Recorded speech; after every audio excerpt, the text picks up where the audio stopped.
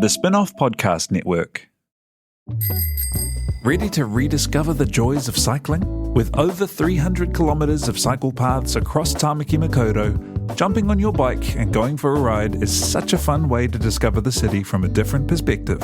Cycling is getting more and more popular across Auckland, so now's a great time to join the hype and give cycling a go. Head to at.govt/cycling to find your nearest cycleway today.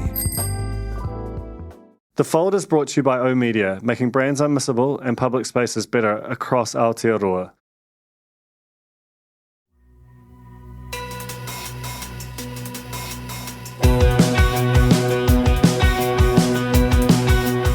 No mai hoki mai kia The Fold e mihi nei ko Duncan Grieve toku ingoa. My guest this week is Sean Plunket, who, I think maybe he was surprised to be asked. He's someone I've known for quite some time. He's a broadcaster. He has, for most of his career, been like a megawatt star of New Zealand's media, was host of Morning Report on Radio New Zealand for 13 years, been a political reporter for 3, been a host of Fair Go on 2020, long-time host of a show on Radio Live / Magic Talk. So this is someone who has, for most of his career, been a very prominent and honestly not particularly necessarily divisive figure in New Zealand media. However, over the past few years, he has essentially remained static while the motion of New Zealand has kind of left him stranded somewhat, and that has kind of prompted a series of flashpoints. He was briefly appointed to the BSA and then no longer on the BSA. He was a Magic Talk host. He had his first ever BSA complaint of the, I think, more than 30 he's had against him upheld, and not long after, during that sort of period where Magic Talk had a bit of a bloodletting of some of its more kind of what you might call conservative or reactionary hosts, he was one of those let go, and we touch on that. Basically, this is a person who had very prominent roles in our media, and until suddenly there wasn't really a space for him. And what he did in response to that was set up the platform.kiwi, and the name is a sort of a nod at being deplatformed. It's and that it feels like its underlying principle is that the acceptable realm of discussion will be broader there than what he considers it to be in the rest of our media. And that's why, on some level, he considers himself, and he talks a lot about cancel culture, he considers himself cancelled. It was in part why I invited him on this show, because I think he's a fascinating figure.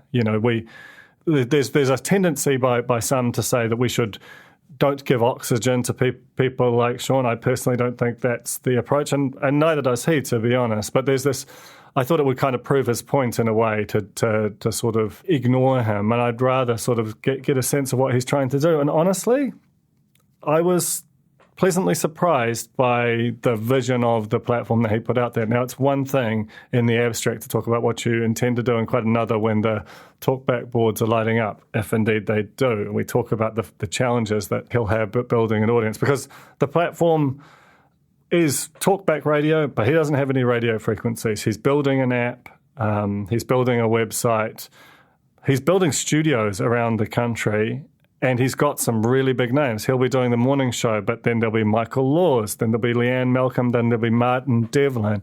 These were, for most of the last 20 years, like Sean, very big stars within our media who are now no longer that. And so they were sort of available to him, but they've got to be paid. He has 2 producers on his show. There'll be multiple producers. He says he has a staff of 15 to 20, plus the construction, plus the infrastructure setup, plus the technology. There's no way you're getting out from under this for more than a couple of $1 million, because he says he's got a couple of years runway with this. So we'll see. We'll see how it goes. We talk about his exit from Magic Talk. We talk about the way that the media landscape has changed. We talk about what it is he feels constrained from saying, and why it is that people like him have less of a home than they used to. I think it's a pretty robust discussion. I think it's happened in good faith. So have a listen, see what you think. I should now, very ironically, thank Vodafone for sponsoring the Fold and making it happen. They have world-class network technology that the spin-off runs on, and I really appreciate them, helping us put this show together. The reason it's ironic is that Sean claims on the show that Vodafone were the reason that he was taken off air. I haven't seen anything to substantiate that, but that's a perspective he puts across. This is Sean Plunket talking about the platform on the Fold. Kia ora, Sean, and welcome to the Fold. Nice to be here. Thank you for the invitation, Duncan. No, I'm excited to chat with you. I wanted to, if you could start by tell me what the platform is and who it's for. The platform, I guess the market will decide who it's for, but it's for what I perceive to be a large number of New Zealanders who feel disconnected from news media at present and disconnected from discussion about what is happening in the country and where the country is heading. And they are turning off, and we can look at the numbers and say, they are turning off traditional mainstream media in huge numbers. And the spin-off itself was a response to that trend in a different part of the market than I'm looking. The platform is going to be a digital media entity that delivers three main streams: a live talkback radio product for 12 hours a day, podcasts, which are highlights from that and other material, most of it generated by the platform and its staff, but also aggregating podcasts and content from other groups and people who might not get a crack in mainstream media, who might not be considered commercial or indeed fashionable in the current environment. And the idea is that we can aggregate them on the platform and give our audience or expose our audience to them and their ideas. And the third strand is what we are calling, the working title is opinion, and that will be columnists and writers talking about New Zealand and making observations about New Zealand. And once again, columnists who might not get in current mainstream media the sort of exposure, and I would argue that their experience, expertise deserves. So those three strands are talkback, podcast, and opinion, all delivered on a digital platform. We will have an app, and that's almost finished, so we don't have to rely on Rover or iHeartRadio or indeed Spotify or any other. And when I looked to build it, I said we need to be self-contained and we need to be robust in terms of resisting possible takedown or resisting those who would seek to take us off air. So it sounds like in some ways that you are preemptively, you understand both the local and the global market in which you operate as one in which there are lines being drawn. Obviously, we saw this sort of the Neil Young versus Joe Rogan thing through Spotify. Joe Rogan, Neil Young, Jodie Mitchell, all welcome on the platform. So what motivated you to do this? Because it's one thing to feel like the environment isn't as welcoming of these kind of opinions. It's quite another to spend months and no doubt like a very significant sum of money actually making this thing happen. Look, I guess really strange if I go back to, say, December of 2020, and I was doing the Magic Talk gig, and people said, what do you think is going to happen to you next year? And I said, I think they're going to take me out and shoot me. I'd given myself until April. But you could feel the cultural wind blowing and changing. The banks thing came up, which I had nothing to do with. And in fact, I had warned MediaWorks, having air-checked Banksy when I was up in Auckland at the start of the year, that that he was not comfortable and there was trouble coming, and got told to stay in my lane. So in some ways, I was prepared for the rather unusual series of events that befell me at Magic And Duncan, I had been thinking for some time that I've been lucky in my career to mostly be in employment in media and broadcasting, but that to stay in the swim, I was probably going to need to do something that took what I did to the next level. And if you like, run my own shop.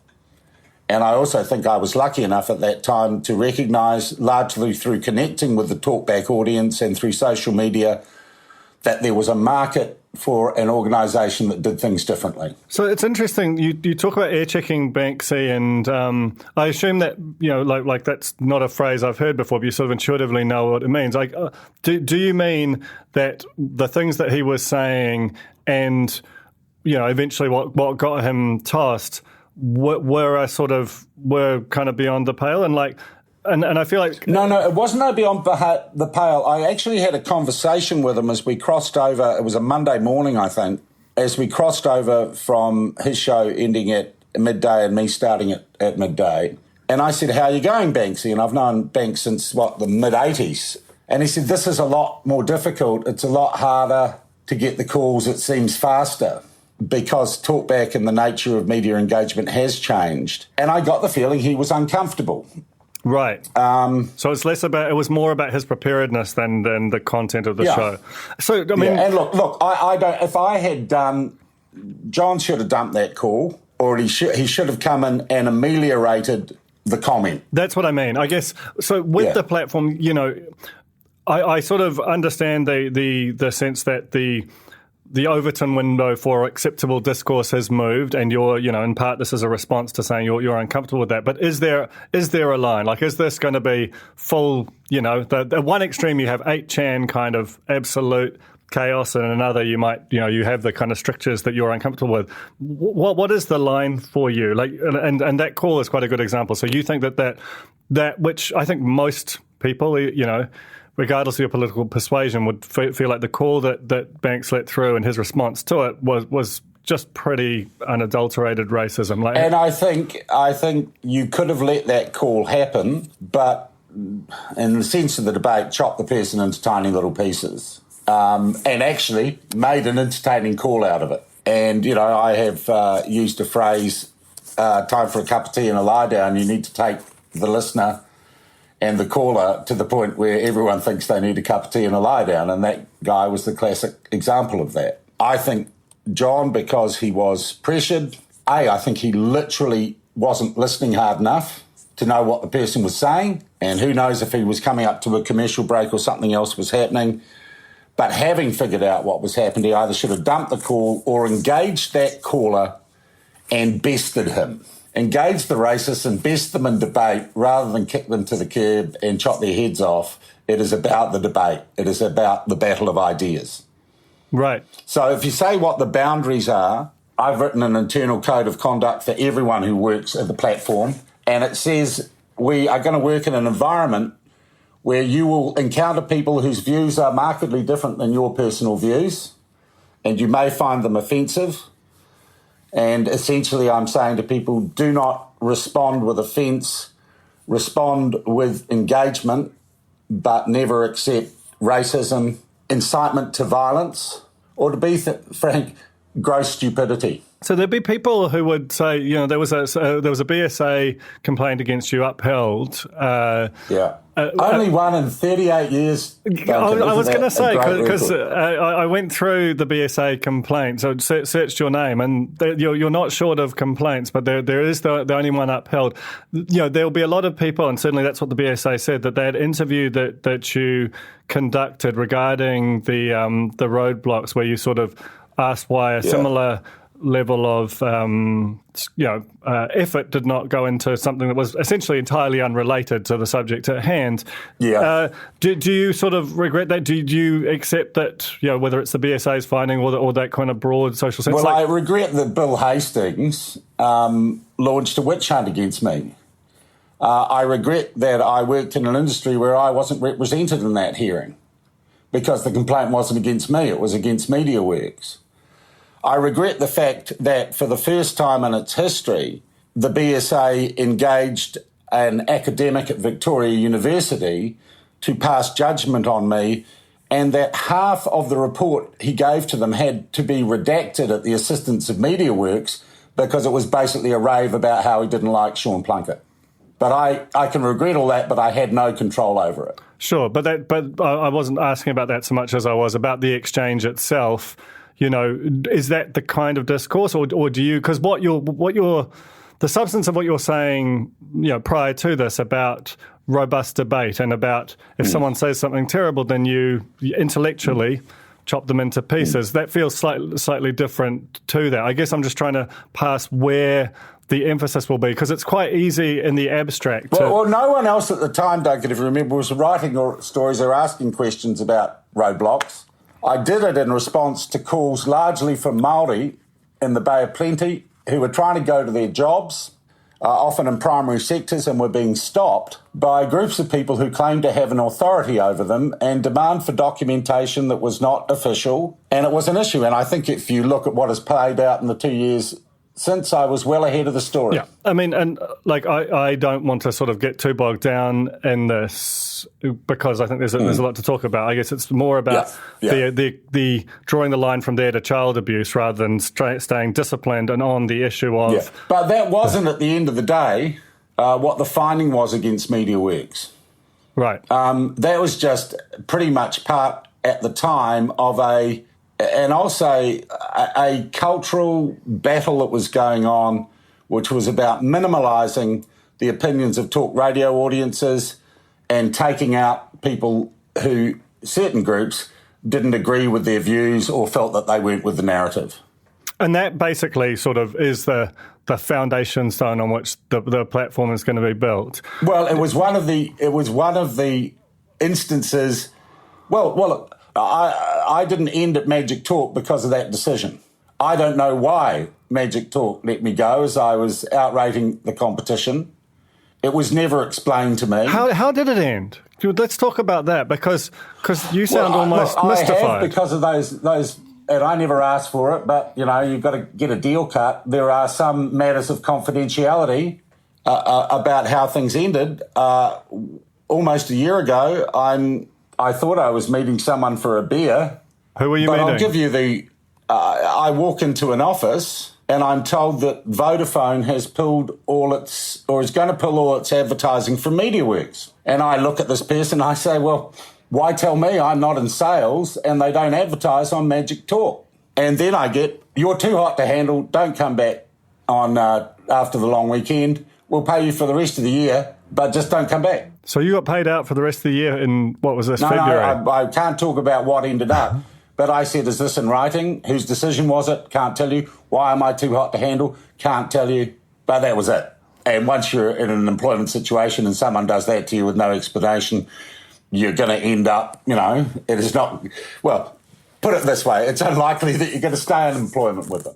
That's true. That's very true. So, and I'll be honest, so my speculation is, and I've said it and Vodafone have denied it, that Vodafone leant on Cam Wallace and said, we've got, and you know, I think, I'm not sure if anyone at the spin-off wrote it, said, we've got Banks, who's next? I certainly didn't. I mean, I think I was the main one. No, I don't think you wrote it, but a few other people did, and certainly on social media. So, you know, I got caught in the maelstrom. It's a bumpy old world. And in the end of the day, it probably gave me the kick up the arse that I needed to get on with what I'm doing. Absolutely, absolutely. Tell me about the rest of the lineup and what is, and you know, the columnists, the other identities involved, and what is the kind of the thing about them that brought them together that makes you confident that this big swing. Anyone who's been following my social media already knows this. I know, unlike other people in the media, I'm not doing huge billboards and putting out self-important press releases about how wonderful people are, because this is digital and the news spreads virally through social media and other things. So I'll be doing breakfast. So back on the tools and back getting up at 100. Have you got a producer to work with you? Yeah, a couple actually. But it will not be, I'm not trying to be Morning Report and I'm not trying to be Mike Hoskin. And we will take and genuinely engage our audience before 9 o'clock. So the talkback line will be open before 9 o'clock. And I'm not trying to cover everything. I'm trying to say what is the most important and entertaining thing in the morning. I'm not a journal of record, and I don't need to be. One thing I am working commercial modelling. It's really interesting if you watch the radio audiences. So Mike Hosking is, rating his mammary glands off. And you just see the last couple of quarters, Morning Report dipped, and people coming across. I don't think those people are going to ZB because ZB is their first choice. I think they're going there because in their perception at the moment, ZB is their only choice. So you think that's become the sort of the last commercial talk entity that entertains a difference from the sort of liberal orthodoxy? I'd say if I was looking at philosophy, I think ZB, and I've worked for them for a bit, are pretty focused on what they do, and they do it pretty well. I mean, Magic Talk essentially collapsed after my and Peter's departure. You looked at the ratings, we were going up, just flattened, and they destroyed the brand. And now they've spent a shitload of money on Today FM. What's your, just as a quick aside, what's your sense of that lineup and its prospects of succeeding against the sort of the twin towers of Morning Report and the Mike Hosking breakfast, etc.? Here are some observations. It looks to me like they're trying to do News Talk ZB light. I don't think there's a market for that. I think talk radio is a different beast. I have respect for Tova O'Brien as a journalist. I'm disappointed. I thought her restrained to trade decision was wrong. But I think Tova engaging through the radio medium, it is a lot different sitting in a studio for 3 hours in the morning with rolling news than producing a item for the 6 o'clock news and walking in front of a green screen. But you managed to do both, Like people have traversed these mediums. And look, she probably will because she's a talented person. And what was the other thing? Today FM came out, I think it was my old mate Dallas Gurney, said we're going to make a safe space for advertisers. And I thought, well, that sounds like a boring space for your audience. And they are still working. Look, everywhere I've worked in commercial broadcasting, Duncan, alas, has ended up being a sales department with a media operation attached. And the platform wants to be the other way around. So I want to talk about the business model of the platform, but we'll do that after the break. But just before we go there, can you just sort of fill out the rest of the lineup and again, what's that animating spirit? And look, full announcements and self-serving PR releases are yet to come. Michael Laws will do 9 to 12. Leanne Malcolm will do 12 to 3. And I am lucky enough and happy enough and very happy to have secured Mr. Martin Devlin to be my drive host from 3 to 6. So that's quite a line. Like if I think about, 10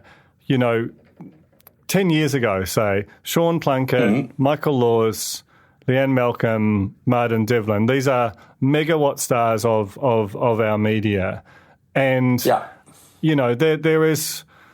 I was talking to a friend and who works in the media. I said I was interviewing you, who said that that they had considered covering the platform, but they just didn't want to give it oxygen, which I'm sure you would consider sort of part of the problem of this era. But I'm just excellent. To me, I'm like these are very big names in any other industry or moment that that you would have had to pay. Probably a 7-figure sum to secure all that talent for that period of time. And yet all have become, have in some ways had, whether it's incidents, not necessarily Leanne, but certainly Martin had a very well publicised split from NZME. Did you have any concerns about him, both, because there were two strands of that. One is an alleged attempted physical assault, and one is a pattern of harassing colleagues, again, allegedly. Well, I saw no proof and no claim substantiated that he had a pattern of harassing colleagues. If it were substantiated, would that be disqualifying? Well, it wasn't substantiated, was it? And I think it's really important that we don't smear people by allegation. I talked to Martin before all that went down. Have you talked to him about it subsequently? Things were relatively smooth and at NZB, and he said, I'm happy. I just think he's one of the most talented sports talk I think he is the most talented sports talk broadcaster in the country. Have you talked to him about the allegations and the exit, and has he given his version of events? Is that I haven't needed to, because I haven't seen him.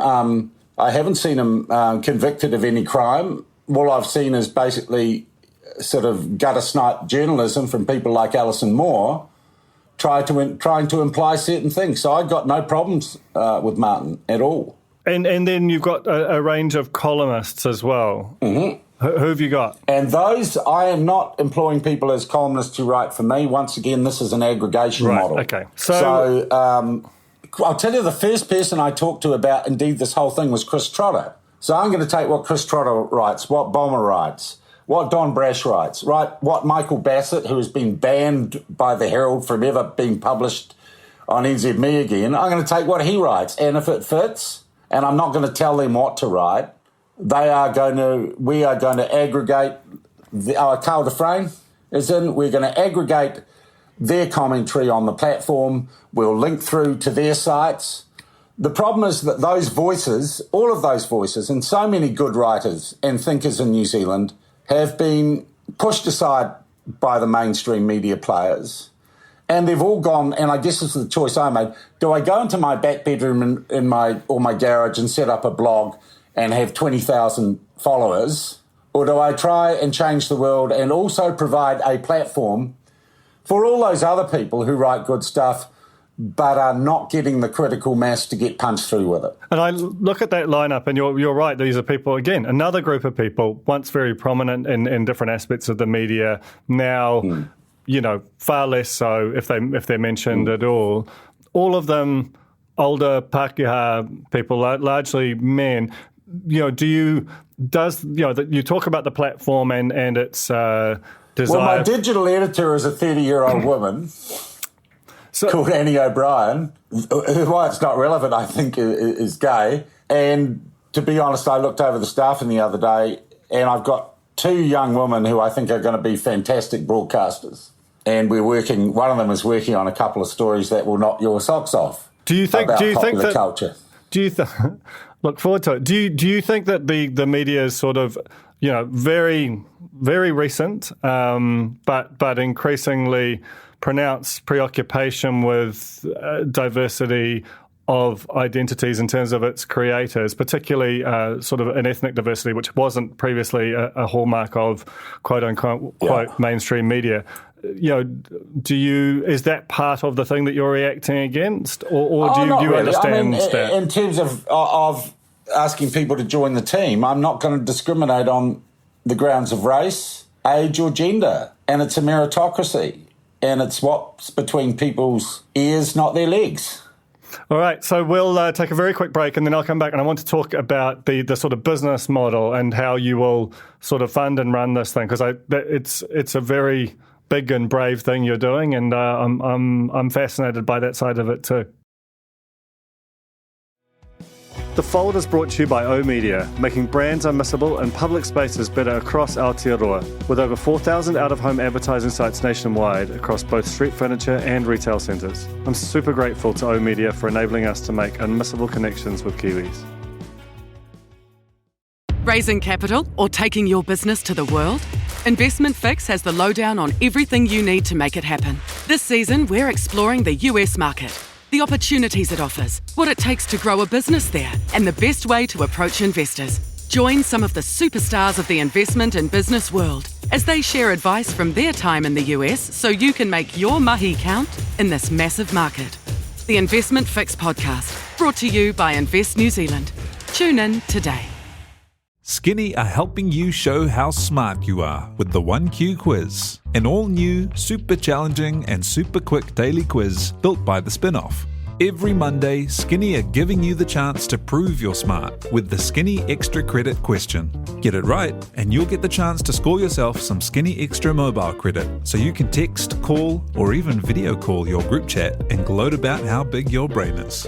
T's and C's apply. We're back with Sean Plunket to talk more about the platform.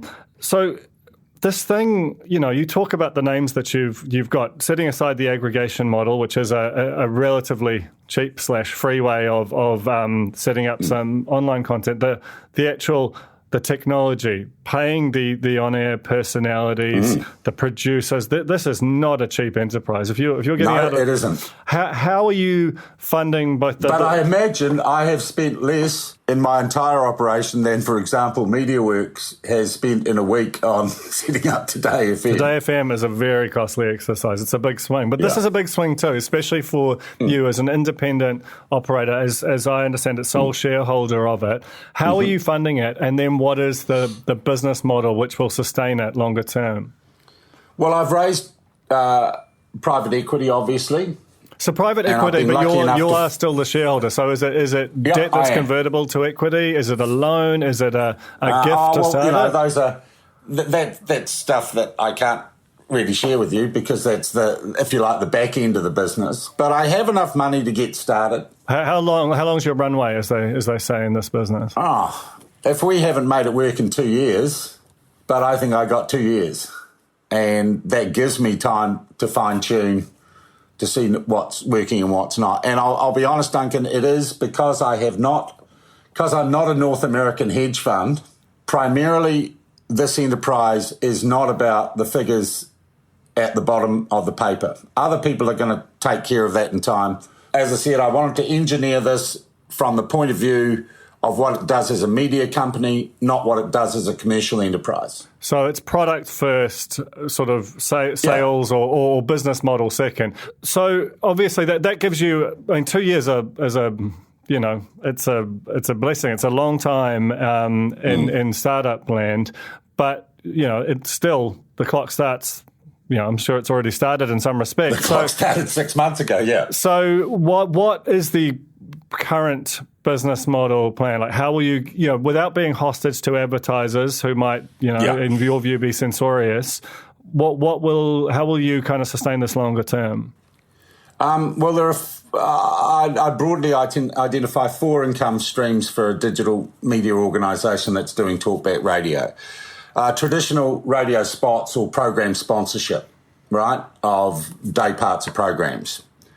Though I've got to say, I do not want to be by ZB where Mike Hosting's got to talk at 500 miles an hour and get 15 ads in a half hour. I think that's a jarring turn-off for an audience that wants to engage with you.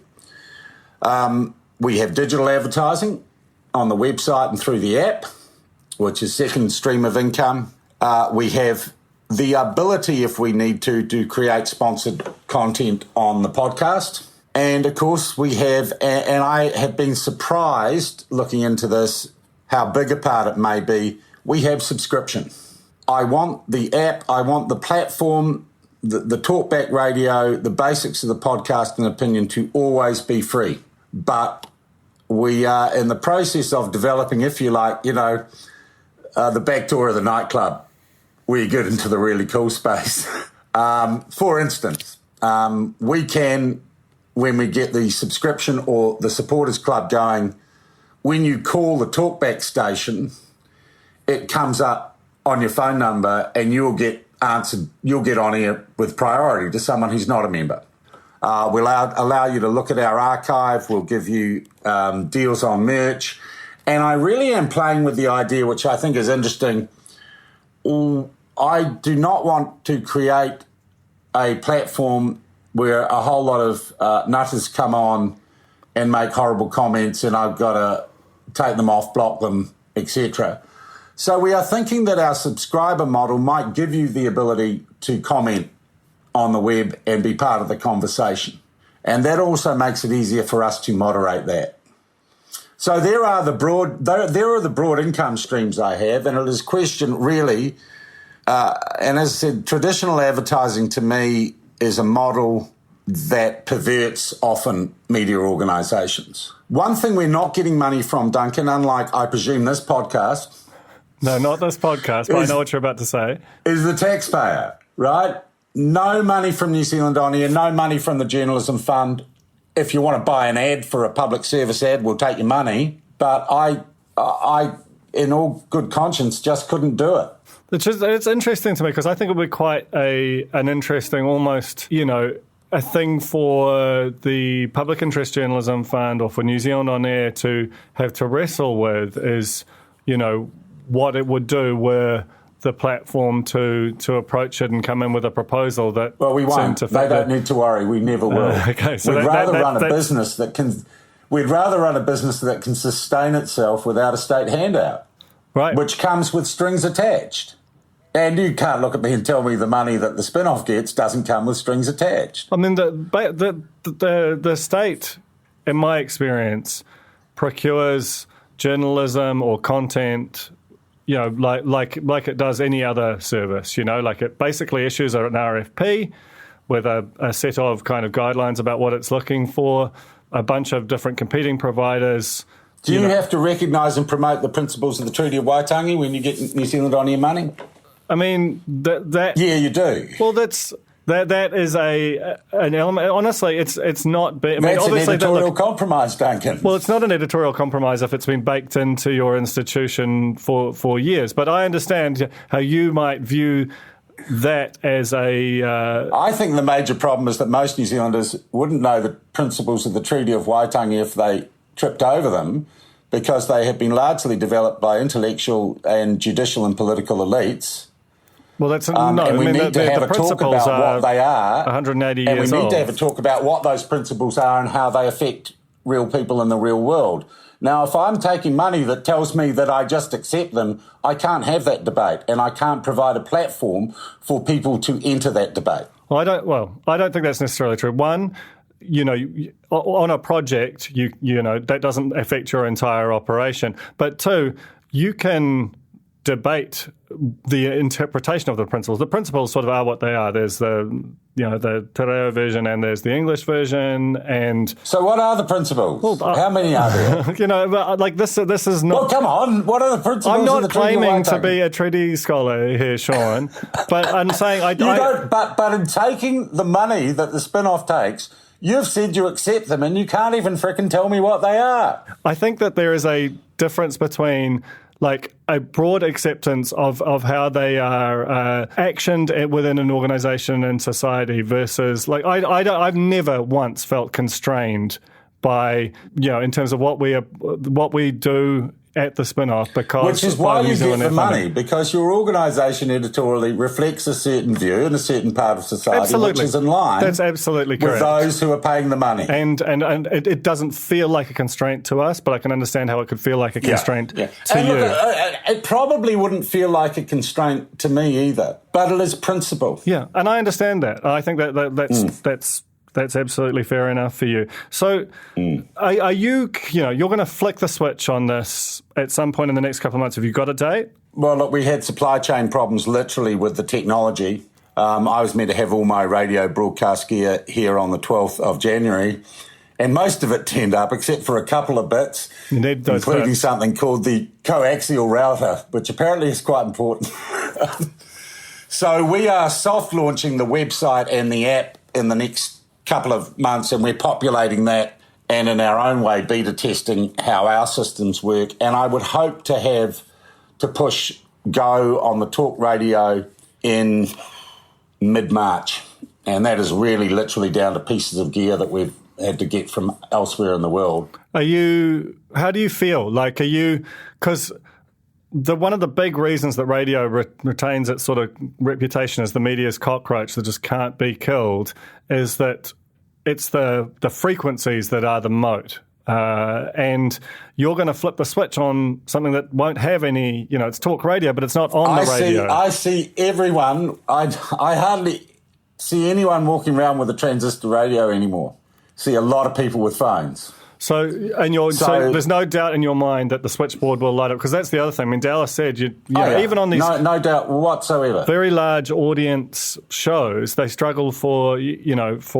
Well, I would like to think, in fact, and I know that Michael did this as well, and I know that Martin can, that we can drive calls and engagement, and a dedicated and a passionate audience will give you as much content as a huge disinterested audience that is listening to the safe space for the advertisers, right? Yeah.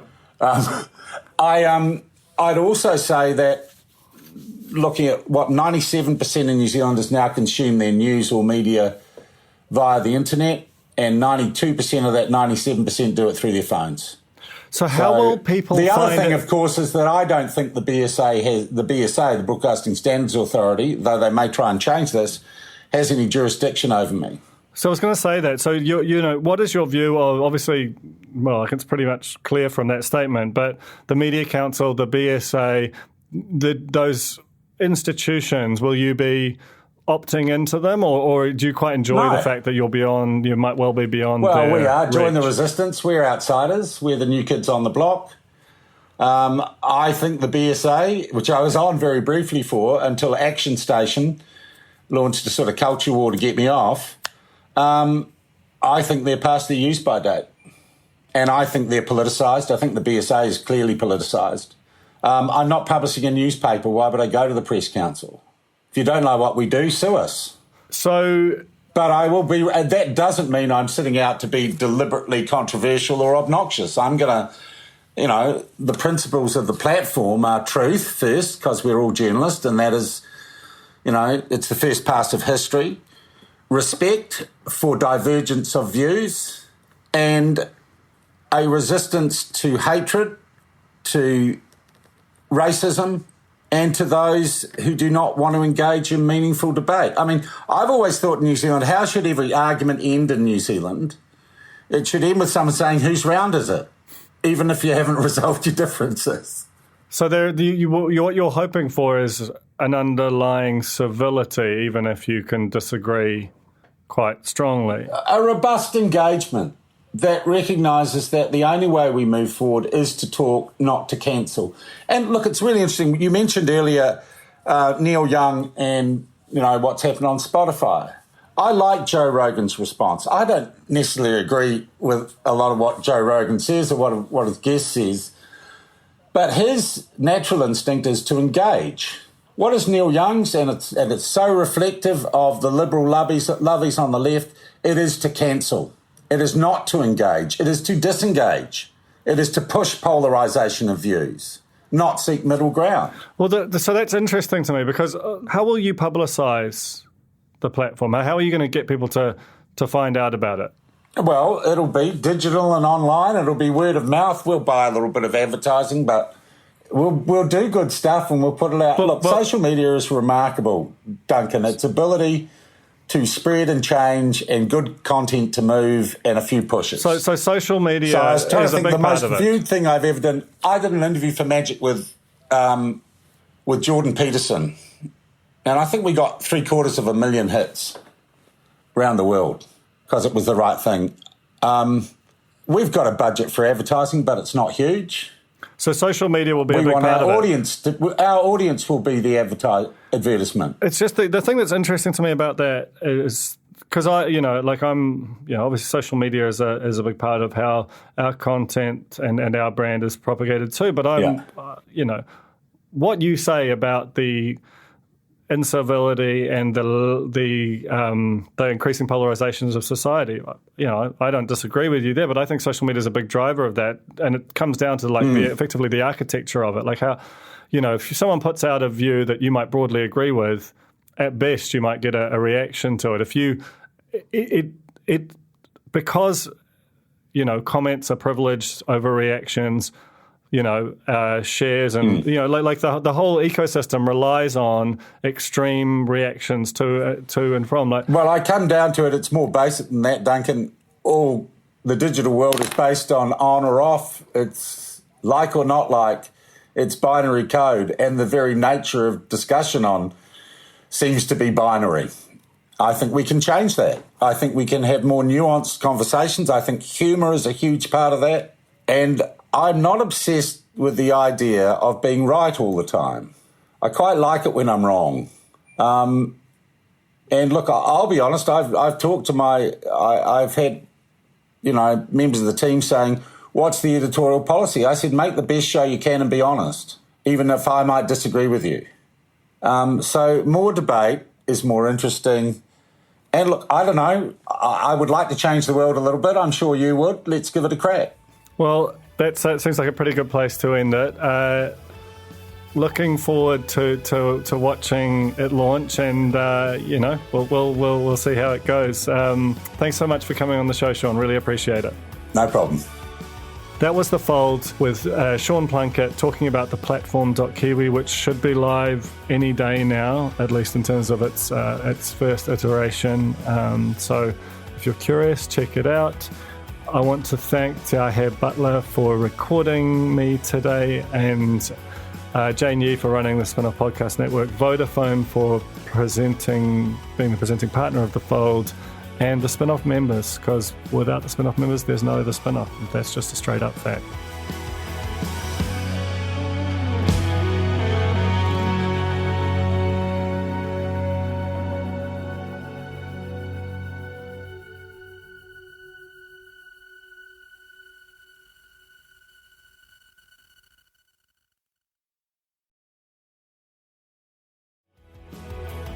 That was The Fold, brought to you by our partners at oOh!media, making brands unmissable and public spaces better across Aotearoa. Huge thanks to oOh!media for sponsoring this episode of The Fold and enabling us to make unmissable connections with Kiwis.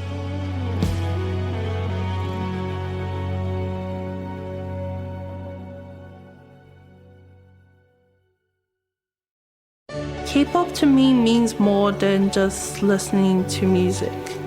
It's learning to be myself. The Spin-Off's new documentary, K-Pollies, follows 3 Pacific youth obsessed with K-pop. In a one-off documentary, see what they've found in Korean pop culture and how they bridge it with their own.